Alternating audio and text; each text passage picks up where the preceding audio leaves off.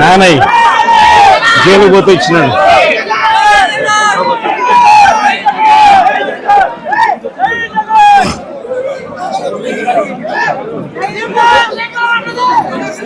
రాష్ట్రంలో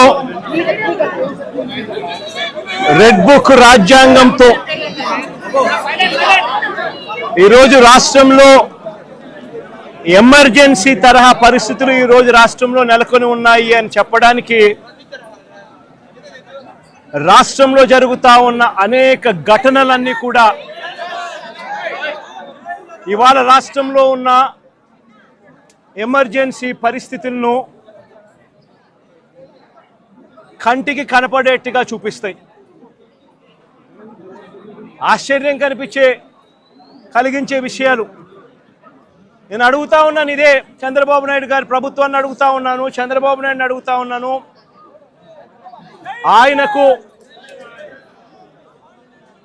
ఆయన అడుగులకు మడుగులెత్తే పోలీసు అధికారులను అడుగుతా ఉన్నాను. ఎందుకయ్యా ఈ ఆంక్షలు పెట్టారు అని అడుగుతా ఉన్నాను. ఎందుకయ్యా ఒక రాజకీయ నాయకుడు తమ పార్టీకి సంబంధించిన వాళ్ళను కలవడం ఏమైనా నేరమా అని అడుగుతా ఉన్నాను. అలా కలవడానికి వస్తే అదేమైనా తప్ప అని అడుగుతా ఉన్నాను. ఎందుకు ఆంక్షలు పెడతా ఉన్నారు అని అడుగుతా ఉన్నాను. నా కార్యక్రమానికి నన్ను అభిమానించే వాళ్ళు ఎవరైనా కూడా వస్తే తప్పేమిటి అని అడుగుతా ఉన్నాను. వాళ్ళను రానివ్వకుండా ఏకంగా రోడ్లన్నీ తోవారు. సందులు బొందులు ఎక్కడి నుంచి అయితే బండ్లు వస్తాయని అనుకుంటున్నారో, టూ వీలర్స్ వస్తాయని అనుకుంటున్నారో రాకుండా చేసేందుకు ఏకంగా రోడ్లను తవ్విన అధ్వానమైన పరిస్థితి బహుశా ప్రపంచ చరిత్రలో ఏ రాజకీయ పార్టీకి ఉండదేమో, ఒక చంద్రబాబు నాయుడు గారి పార్టీకి తప్ప. నిజంగా ఒక ప్రతిపక్ష నాయకుడిని చూసి చంద్రబాబు నాయుడు ఇంతగా భయపడతా ఉన్నాడంటే నిజంగా చంద్రబాబు నాయుడు గారు ఎక్కడైనా బావి చూసుకొని దుంకాలి. ఒక ప్రతిపక్ష నాయకుడిని చూసి, ఒక ప్రతిపక్షాన్ని చూసి ఇంతగా భయపడి ఆయన వస్తున్నాడేమో, ఆయన వస్తూ ఉంటే అభిమానులను ఆపేదాని కోసం అని చెప్పి, ఆయన వస్తూ ఉంటే ప్రజలను ఆపేందుకోసమని రోడ్లను కూడా తవ్విన చరిత్ర ఒక చంద్రబాబు నాయుడు గారికి మాత్రమే దక్కుతుంది.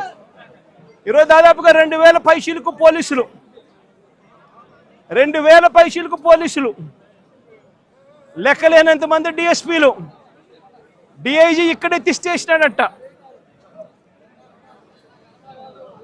నాకు ఆశ్చర్యం అనిపించింది. అసలు వీళ్ళంతా కూడా నా సెక్యూరిటీ కోసం కాదు, వీళ్ళంతా జగన్ వస్తూ ఉన్నాడు అని అంటే జగన్ను చూడడానికి అభిమానులు ఎవరైనా వస్తారేమో, ఆ అభిమానులను ఆపడం కోసం ఇంతమందిని ఉపయోగిస్తూ ఉన్నారు. అంటే ఎంత వ్యతిరేకత చంద్రబాబు నాయుడు గారి ప్రభుత్వం మీద ఉంది అని చెప్పడానికి, ఎంతగా చంద్రబాబు నాయుడు గారు తన పాలనను చూసి తానే భయపడతా ఉన్నాడు అని చెప్పడానికి ఇంతకన్నా ఇంకా వేరే నిదర్శనాలు కూడా అవసరం లేదు. ఎవరైనా ఎక్కడైనా పాలన చేస్తే బ్రహ్మాండమైన పాలన అందించి ప్రజల మన్ననలు పొంది ఆ మన్ననలతో ఆశీస్సులతో వచ్చే పాలన చూసి సంతోషపడాలి. కానీ ఇక్కడ అడుగు పెట్టినప్పటి నుంచి, పాలన మొదలైనప్పటి నుంచి సూపర్ 6లు, సూపర్ 7లు అని అంటూ ప్రజలంతా వెన్నుపోటు పొడిచాడు. పాలనంతా అబద్ధాలు, మోసాలతో కూడిన పాలన చేశాడు. వ్యవస్థలన్నీ పూర్తిగా నీరుగారిపోయిన పరిస్థితులు కనిపిస్తూ ఉన్నాయి. స్కూళ్ళు నాశనమైపోయాయి. విద్యా దీవెన, వసతి దీవెన అందక 6 క్వార్టర్స్, 6 త్రైమాసికాలు ఫీజులు అందక, విద్యా దీవెన, వసతి దీవెన అందక పిల్లలు చదువులు మానేస్తూ ఉన్న పరిస్థితులు, నాడు నేడు ఆగిపోయిన పరిస్థితులు, గోరుముద్ద అన్నది రోజుకొక మెనూతో పిల్లలకు ఆహ్లాదకరమైన తిండి అప్పట్లో వస్తూ ఉంటే ఈరోజు స్కూళ్ళల్లో తిండి తినాలంటే భయపడే పరిస్థితులకి పిల్లలు వెళ్ళిపోయిన పరిస్థితులు, నాడు నేడు పనులు ఆగిపోయిన పరిస్థితులు, ఇంగ్లీష్ మీడియం గాలి కొదిలేసిన పరిస్థితులు, టోఫుల్ అనేది 3వ తరగతి నుంచి ఒక పీరియడ్ దాకా తీసుకొచ్చిన చరిత్ర గత పాలనలో మాకుంటే, ఇంగ్లీష్ మీడియంను టోఫుల్ పీరియడ్లను ఎత్తేసిన చరిత్ర చంద్రబాబుకు ఉంది. ఆరోగ్యశ్రీ సేవలు గత 14 నెలలుగా చంద్రబాబు నాయుడు ముఖ్యమంత్రి అయిన తర్వాత నెలకు 300 కోట్ల రూపాయలు ఖర్చు అయ్యే ఆరోగ్యశ్రీని దాదాపుగా 4,000 కోట్ల రూపాయలు బకాయిలు పెట్టాడు ఈ పెద్ద మనిషి. ఆరోగ్య ఆసరా గాలికెళ్ళిపోయిన పరిస్థితి. మా ప్రభుత్వ హయాంలో 25 లక్షల దాకా ఉచితంగా వైద్యం తీసుకునే పేదవాడు గర్వంగా, ఏ పేదవాడైనా హాస్పిటల్కు, కార్పొరేట్ హాస్పిటల్కు వెళ్ళి తలెత్తుకుని వైద్యం చేయించుకునే ఆ పేదవాడు వైద్యం అందక నెట్వర్క్ హాస్పిటల్స్ ఈరోజు బోర్డు తిప్పేసిన పరిస్థితుల మధ్య ఈరోజు పేదవాడి ఆరోగ్యం నడుస్తూ ఉంది. ఈరోజు రైతులకు ఏ పంటకు కూడా గిట్టుబాటు ధర రాని పరిస్థితి. చంద్రబాబు నాయుడు గారి పుణ్యాన ఉచిత పంటల బీమా గాలికి వదిలేసిన పరిస్థితి. చంద్రబాబు నాయుడు గారి పుణ్యాన రైతులకు అందుతా ఉన్న రైతు భరోసా అన్న పథకం చంద్రబాబు నాయుడు గారి దగ్గరుండి కూనీ చేసిన పరిస్థితి. రైతు వ్యవసాయం చేసుకోవడం చంద్రబాబు నాయుడు గారి పాలనలో రైతులు ఆత్మహత్య శరణ్యమన్న పరిస్థితిలోకి ఈరోజు వ్యవసాయం దిగజారింది. రాష్ట్రంలో ఈరోజు లా అండ్ ఆర్డర్ పూర్తిగా పోయిన పరిస్థితి. రెడ్ బుక్ రాజ్యాంగం ఈరోజు రాజ్యాంగం వెళ్తా ఉన్న పరిస్థితి. సూపర్ 6లు, సూపర్ 7లు మోసాలే అయి ఇంతకుముందు జగన్ ఉన్నప్పుడు ఇస్తా ఉన్న ప్రతి పథకము రద్దయిపోయి ఈరోజు ప్రజల బతుకులు, పేదవాడి బతుకులు ఈరోజు అల్లాడుతూ ఉన్న పరిస్థితులు ఈరోజు రాష్ట్రంలో కనిపిస్తూ ఉన్నాయి. ఇలాంటి పరిస్థితుల్లో చంద్రబాబు నాయుడు గారు ప్రజలకు సమాధానం చెప్పుకోలేక, ప్రజలు ఎక్కడ గొంతు విప్పుతారేమో అని చెప్పి ఆ గొంతును నొక్కడానికి చంద్రబాబు చేస్తూ ఉన్న ప్రయత్నమే ఈ రెడ్ బుక్ రాజ్యాంగం. నిజంగా ఈరోజు సారి గమనించినట్లయితే ఇదే ప్రసన్న నా పక్కన ఉన్నాడు. నెల్లూరులో జరిగిన ఈ 2 ఉదంతాలు చెప్తా. ఎంతగా దిగజారిపోయాడు చంద్రబాబు నాయుడు అని చెప్పడానికి 2 ఉదంతాలు స్పష్టంగా కనిపిస్తాయి. నా పక్కన ప్రసన్న ఉన్నాడు. 6 సార్లు తాను ఎమ్మెల్యే. అలాంటి ప్రసన్నను చంద్రబాబు నాయుడు గారు గతంలో ఎప్పుడు జరగల ఇలాంటి పరిస్థితులు. రాష్ట్రంలో ప్రత్యర్థులు ఎవరైనా కూడా ప్రెస్ స్టేట్మెంట్లు ఇచ్చుకుంటూ ఉంటారు. అటువైపున ఉన్న పార్టీ వాళ్ళు, ఇటువైపున వాళ్ళు ప్రెస్ స్టేట్మెంట్లలో స్టేట్మెంట్లు ఇస్తారు. ఇటువైపున వాళ్ళని కూడా ప్రెస్ స్టేట్మెంట్లలో ఇస్తారు స్టేట్మెంట్లు. అటువైపున ఉన్న వాళ్ళు ఇటువైపున అన్అబ్జెక్షనబుల్ లాంగ్వేజ్ వాడినప్పుడు ఇటువైపున ఉన్న వాళ్ళు కూడా అన్అబ్జెక్షనబుల్ లాంగ్వేజ్తో అటువైపున వాళ్ళని కూడా విమర్శిస్తూ ఉండడం ప్రజాస్వామ్యంలో మనం రోజు చూస్తూ ఉన్న పరిస్థితి. కానీ ఎప్పుడూ కూడా ఇలా మనుషులను చంపేయడానికి ఏకంగా 80 మందిని 100 మందిని ఇళ్లకు పంపించేసేసి వాళ్ళు తాగుండి రాడ్లతోనూ కర్రలతోనూ మారునాయుధాలతోనూ వచ్చి కార్లను కూడా తిప్పివేసి పడేసే పరిస్థితిలోకి వాళ్ళు వచ్చి ఇల్లు మొత్తం ధ్వంసం చేసి ఇంట్లో 83 ఏళ్ల ప్రసన్న అమ్మ, ఆవిడ మహిళ కాదా అని అడుగుతా ఉన్నా నేను.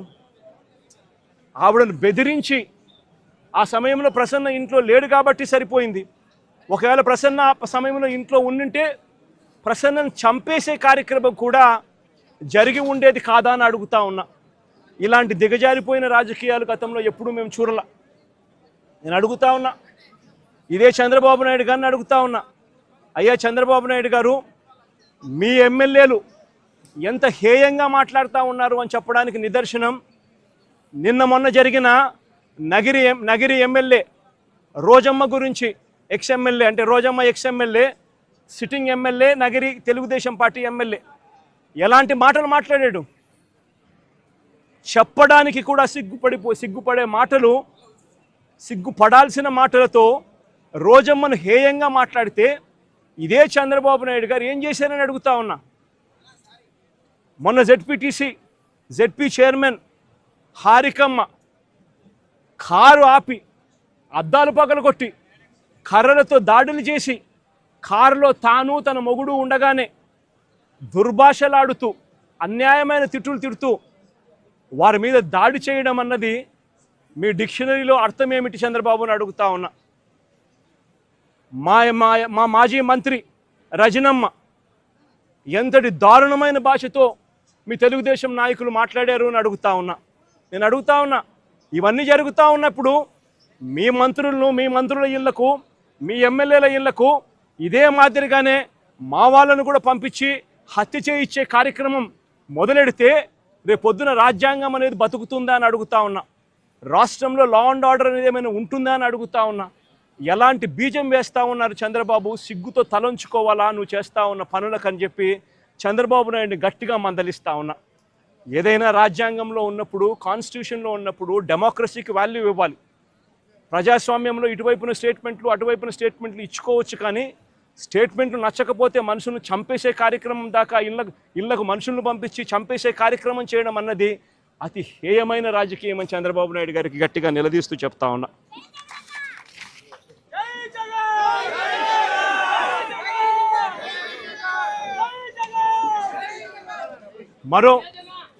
మరో ఉదాహరణ, నా పక్కనే ఉన్న గోవర్ధన్ అన్న కూతురు. నేను అడుగుతా ఉన్నా, గోవర్ధన్ అన్న జైల్లో పెట్టినప్పుడు వీళ్ళ ఇంట్లో బాధ ఉండదా అని అడుగుతా ఉన్నా. వీళ్ళందరూ పిల్లలు కాదా అని అడుగుతా ఉన్నా. వీళ్ళందరికీ బాధ కలగదా అని అడుగుతా ఉన్నా. ఏం తప్పు చేశాడని చెప్పి గోవర్ధన్ అన్నను జైల్లో పెట్టారని అడుగుతా ఉన్నా. ఏకంగా 14 కేసులు, గోవర్ధన్ అన్న మీద పెట్టిన కేసులు ఏకంగా 14 కేసులు. ఒక కేసు అయిపోతూనే ఆ కేసు అయిపోయిన వెంటనే మరో కేసు పెడతా ఉన్నారు. పెట్టి మళ్ళీ జైల్లో తాను ఉండే కాలాన్ని పొడిగిస్తూ ఉన్నారు. ఇప్పటికి దాదాపుగా ఎన్ని రోజులు అయిందమ్మా జైల్లో ఉండబట్టి? 64 రోజులు. 64 రోజులుగా జైల్లో ఒక మాజీ మంత్రిని పెట్టారు. ఆశ్చర్యం కలిగించే విషయం నేను చెప్తా ఉన్నా. ఆయన మీద పెట్టిన కేసులు ఏమిటో తెలుసా? ఆయన మీద పెట్టిన అన్యాయమైన కేసులు ఏమిటో తెలుసా? గోవర్ధన్ అన్న పార్టీ సెంట్రల్ ఆఫీస్లో ప్రెస్ మీట్ పెట్టి సాక్షిలో పబ్లిష్ అయిన తన ప్రెస్ మీట్ క్లిప్పింగ్ను వాట్సాప్ గ్రూపుల్లో ఫార్వర్డ్ చేశారంట. అదొక కేసు అయ్యా, అదొక కేసు. మనిషిని అరెస్టు. అంటే ఒక రాజకీయ నాయకుడు ఒక ప్రెస్ మీట్ పెడితే ఆ ప్రెస్ మీట్లో వచ్చిన దాన్ని మీడియా పబ్లిష్ చేస్తే ఆ పబ్లిష్ చేసిన ఐటెంను వాట్సాప్ గ్రూపుల్లో ఈయన ఫార్వర్డ్ చేస్తే ఆయనకు సంబంధించిన మనుషులకు అది కేసు. దాని మీద జైలు. మాజీ మంత్రికి మరో కేసు. టీడీపీ నెల్లూరులో టీడీపీ ఎమ్మెల్యే సోమిరెడ్డికి వ్యతిరేకంగా ప్రెస్ మీట్ పెడితే దానికి సంబంధించిన వీడియోను కాకాని ఫార్వర్డ్ చేశారంటూ ఇంకో కేసు పెట్టారు. అడుగుతా ఉన్నా, ఒక రాజకీయ నాయకుడు ప్రెస్ మీట్ పెడితే ఆ ప్రెస్ మీట్ తాను పెట్టిన దాన్ని తాను మళ్ళీ ఫార్వర్డ్ చేస్తే దాని మీద మళ్ళీ కేసు. ఉచితంగా తెలుగుదేశం పార్టీ ఇసుకే అన్నారు. ఉచితంగా ఇసుక అన్నారు. ఎక్కడ ఉచితంగా ఇసుకిస్తున్నారని అడుగుతా ఉన్నా. వైఎస్ఆర్ కాంగ్రెస్ పార్టీ హయాంలో రాష్ట్ర ఖజానాకు సంవత్సరానికి 750 కోట్ల ఆదాయం వచ్చేది. ఈరోజు రాష్ట్ర ఖజానాకు ₹1 రావడం లేదు ఆదాయం.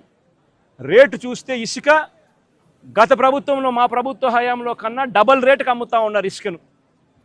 గుచ్చెలు విడిగా దోచేస్తూ ఉన్నారు రాష్ట్రాన్ని.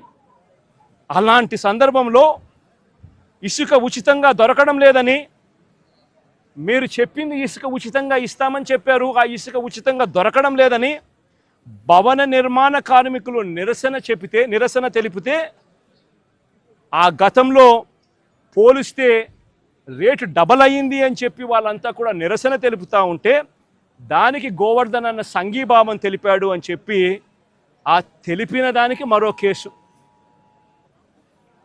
ప్రజాస్వామ్యం ఎలా ఉందో చూడమని చెప్పి నేను అడుగుతా ఉన్నా. మీ ద్వారా రాష్ట్ర ప్రజలందరికీ కూడా విజ్ఞప్తి చేస్తూ ఉన్నా. ప్రజాస్వామ్యం ఎంత దారుణంగా ఉంది అని చెప్పడానికి జరుగుతూ ఉన్న ఈ ఘటనలు ఎలా అద్దం పడతా ఉన్నాయో గమనించమని అడుగుతా ఉన్నా. మరో కేసు, వెంకటాచలం మాజీ జెడ్పీటీసీ శేషయ్యన్న మీద అక్రమంగా కేసు పెట్టి జైలుకు పంపితే దీన్ని నిరసిస్తూ గోవర్ధన్ అన్న మాట్లాడితే పోలీసులకు వ్యతిరేకంగా మాట్లాడారు అని చెప్పి దాని మీద కేసు పెట్టారు. నేను అడుగుతా ఉన్నా, నువ్వు ఏకంగా ఒక జెడ్పీటీసీని తీసుకొని పోయి అక్రమ కేసు నువ్వు పెడితే, నువ్వు అక్రమ కేసు పెట్టినావు అని చెప్పి ఆధారాలతో మాట్లాడిన ఆ వ్యక్తి మీద పోలీసులకు వ్యతిరేకంగా మాట్లాడారని చెప్పి కేసులు పెట్టడం ఎంతటి దారుణమో ఆలోచన చేయమని చెప్పి నేను కోరుతా ఉన్నా. కావలి నియోజకవర్గం ఇంకొక కేసు. కావలి నియోజకవర్గంలో కొల్లదిన్నెలో మా పార్టీ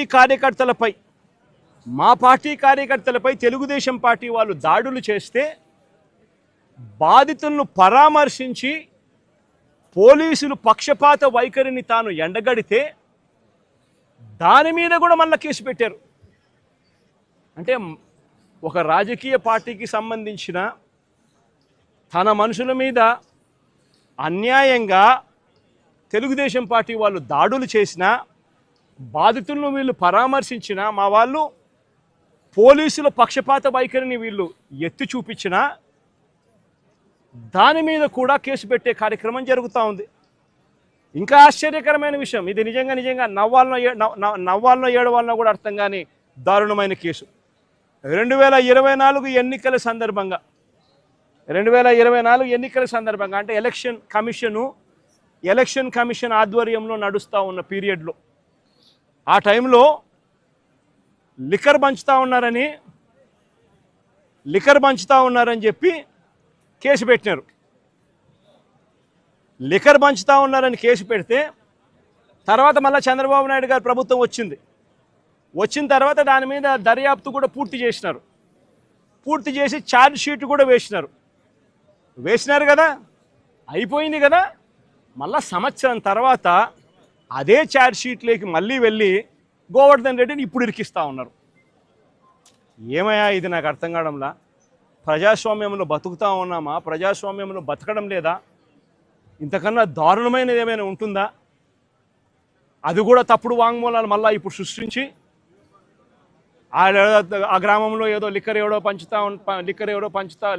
పంచుతా ఉంటే ఎవడో ఎందుకు పంచుతున్నారని అడిగినాడంట. ఈయన ఎందుకు పంచుతావా అని మీరు అడుగుతారా అని కొట్టమని చెప్పి ఈయన చెప్పినాడంట అని ఇప్పుడు కేసు పెడతారు. ఎంతటి దారుణంగా జరుగుతూ ఉందో ఒకసారి చూడమని అడుగుతా ఉన్నా. మరో కేసు, అక్రమంగా క్వాడ్స్ తవ్వకాలు చేశారని కాకాని గోవర్ధన్ రెడ్డిపై పోలీసులు మరో కేసు పెట్టారు. నిజంగా ఒక మంత్రిగా ఉన్న వ్యక్తి ఒక మైన్లో క్వాడ్స్ తవ్వకాలు చేశారు అని చెప్పి కేసు పెట్టడం అంటే ఎంత దారుణమో ఆలోచన చేయమని అడుగుతా ఉన్నా. ఈ కేసులో పసలేదు అని చెప్పి కోర్టు నిర్ధారించి A1, A2, A3లకు యాంటిసిపేటరీ బెయిల్ కూడా ఇచ్చింది. గోవర్ధన్ అన్న A4, మరి A1, A2, A3కి యాంటిసిపేటరీ బెయిల్ ఇచ్చినప్పుడు A4 వచ్చేసరికి మాత్రం ఏకంగా జైల్లో పెట్టినారు. ఆశ్చర్యం కలిగించే విషయం ఏంటంటే ఈ కేసులో ఎంత కుట్రపూరితంగా ఈ కేసు పెట్టారంటే, ఈ కేసులో ఇదే చంద్రబాబు నాయుడు గారు గవర్నమెంట్లో చేసిన విజిలెన్స్ రిపోర్టు, ఈ విజిలెన్స్ రిపోర్ట్లో వీళ్ళే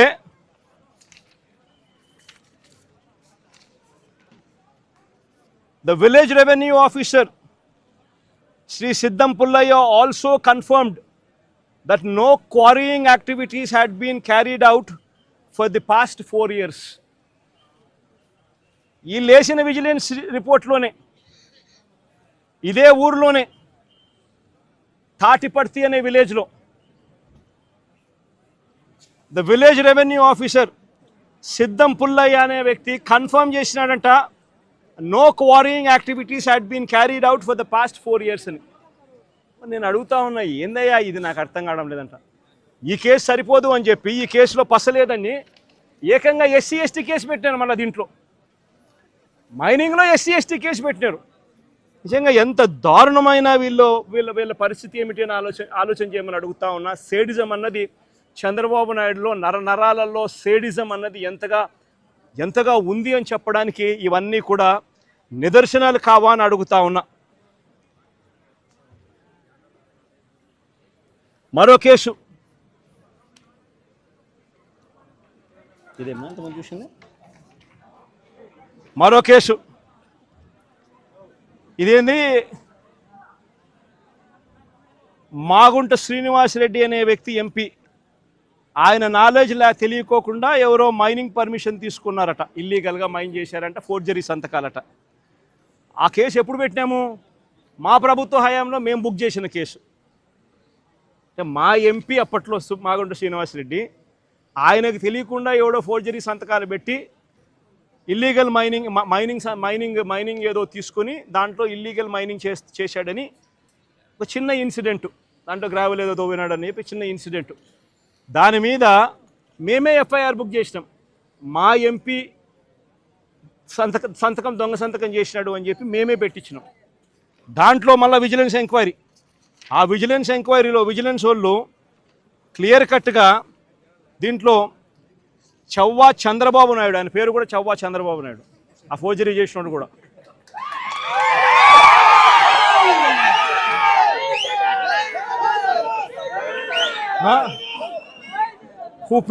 who paid the initial amount through 5 demand drafts as a purchaser అని రాసినాడు.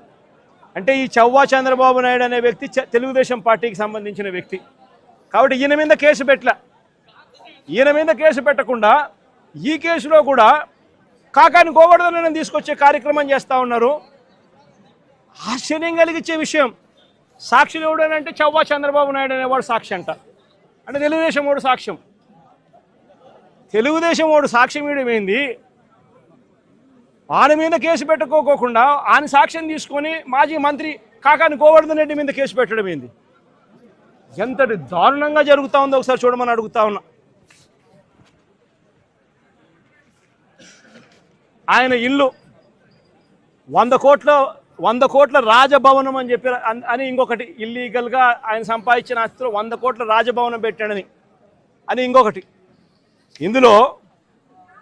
ఇందులో సాక్షాత్తు వాళ్ళు విజిలెన్స్ రిపోర్టు వీళ్ళంతకి వీళ్ళే లెక్క కట్టినారు. ఏమని? Upon examining the material evidence, the government assessed value of the 120 ankanams is 1.42 crores. The estimated construction value of the house is approximately 5 to 6 crores. అంటే ఈ లెక్కల ప్రకారం 6-7 కోట్లు దాటినప్పుడు ఇక్కడ 100 కోట్లు అని చెప్పి ఆయన మీద ఇంకొక తప్పుడు ఆరోపణలు చేయడం ధర్మమేనా అని అడుగుతా ఉన్నా.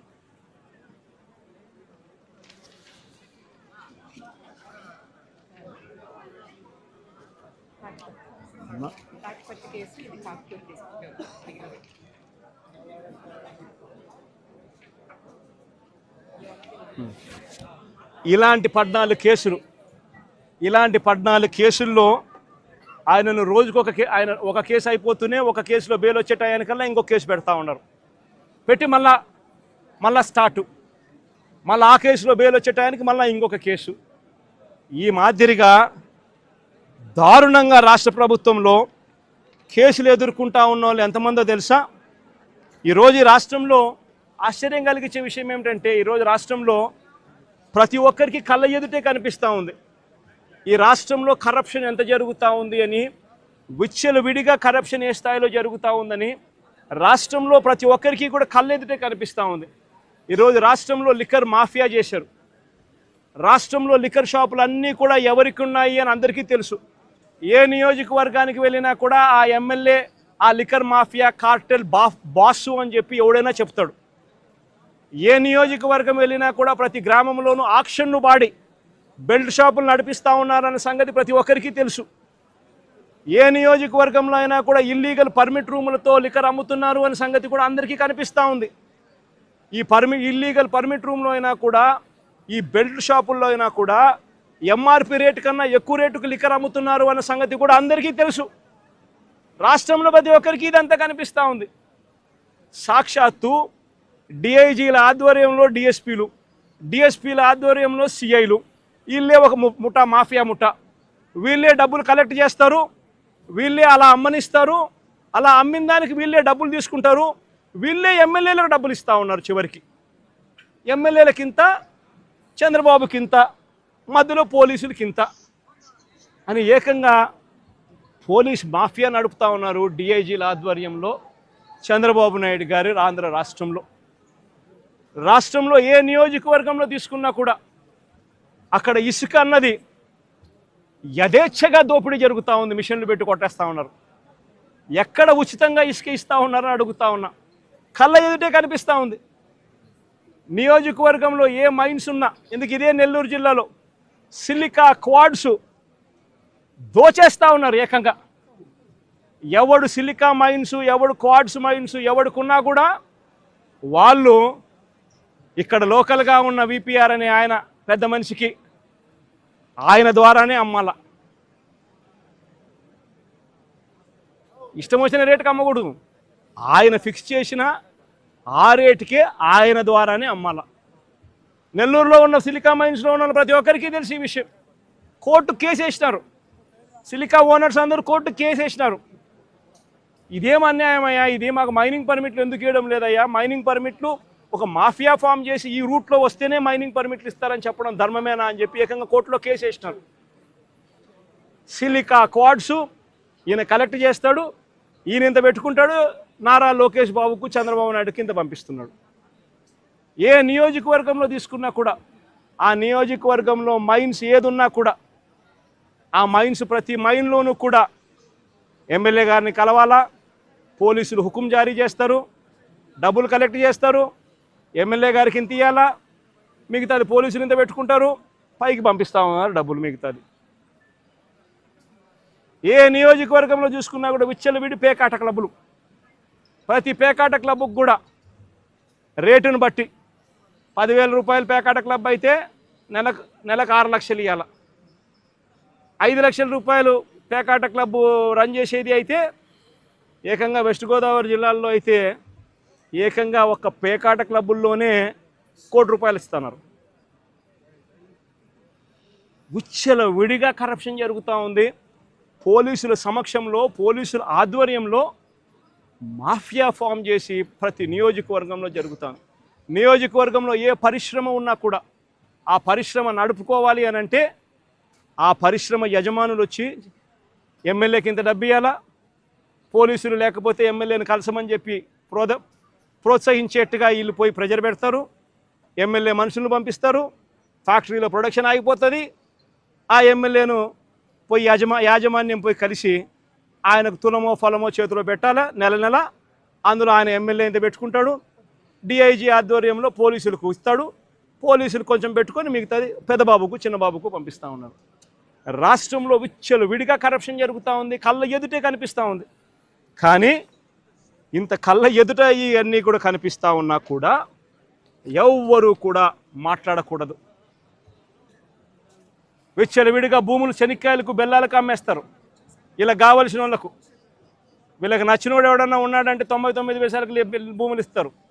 వీళ్ళకి నచ్చినోడు ఎవడన్నా ఉన్నాడు అని అంటే ఏకంగా 30 ఏళ్ళ కాంట్రాక్టు, 40 ఏళ్ళ కాంట్రాక్టు, ₹1.5 ఇస్తే చాలంటారు.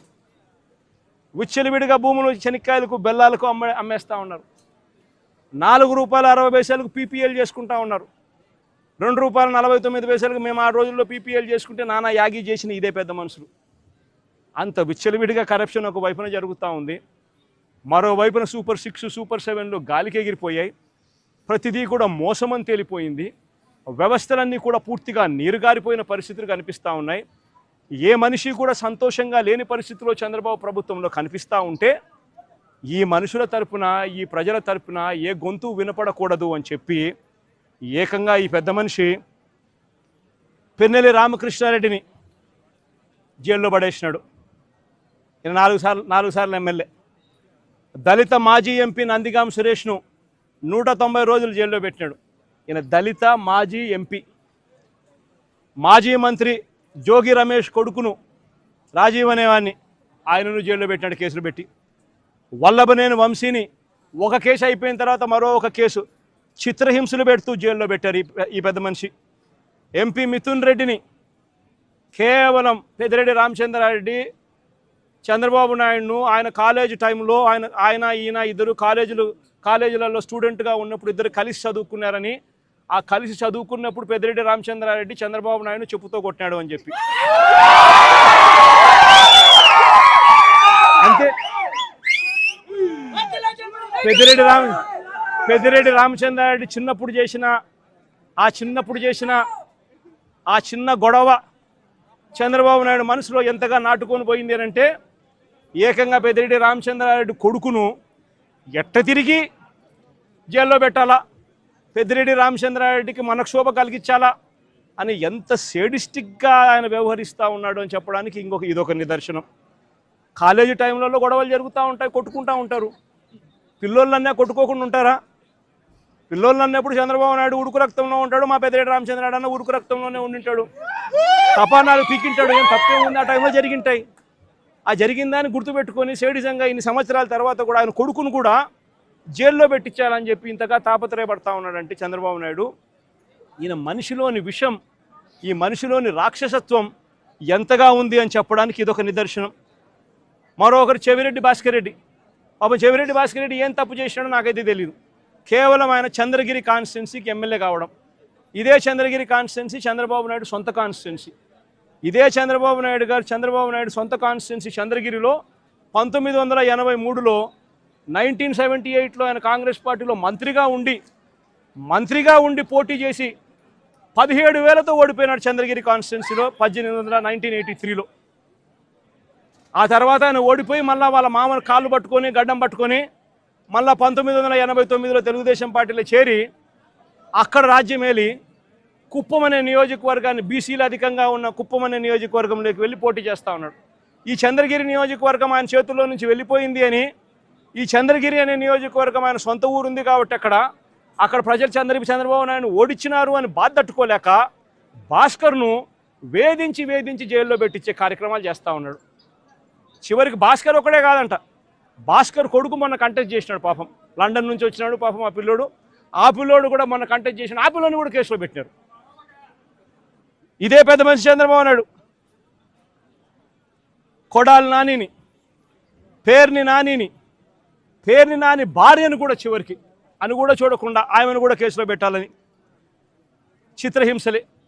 అనిల్ కుమార్ యాదవ్ ఇక్కడ జిల్లాలో మీ అందరికీ పరిచయస్తుడైన బీసీ నాయకుడు, మంత్రిగా ఎదిగిన వ్యక్తి, యువకుడు, ఇలాంటి వ్యక్తిని కూడా దొంగ కేసుల్లో ఇరికిచ్చాలని చెప్పి ఏకంగా ప్రయత్నం చేస్తే ఆ కేసులో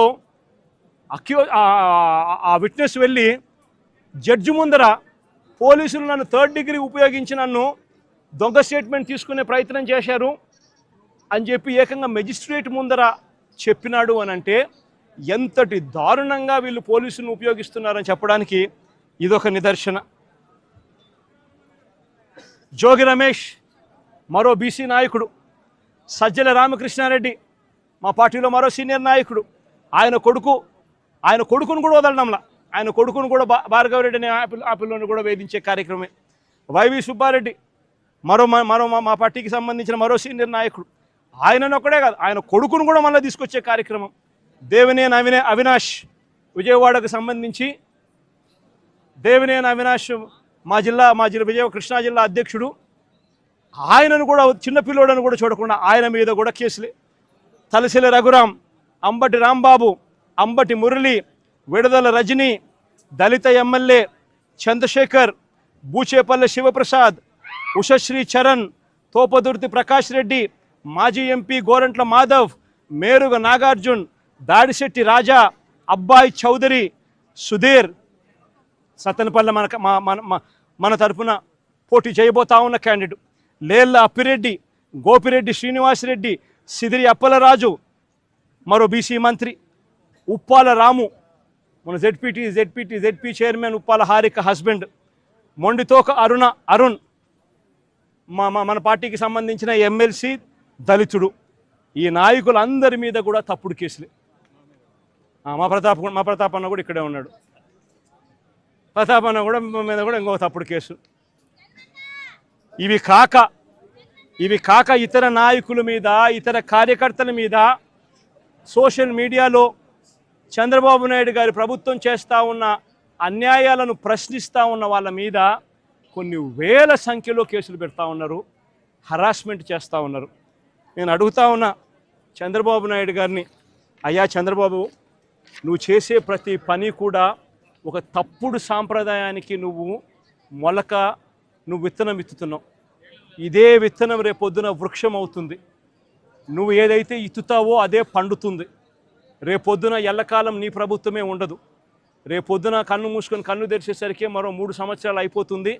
3 సంవత్సరాలు అయిపోతే ఆ తర్వాత వచ్చేది మా ప్రభుత్వం. మా ప్రభుత్వం వచ్చిన తర్వాత ఇదే చంద్రబాబు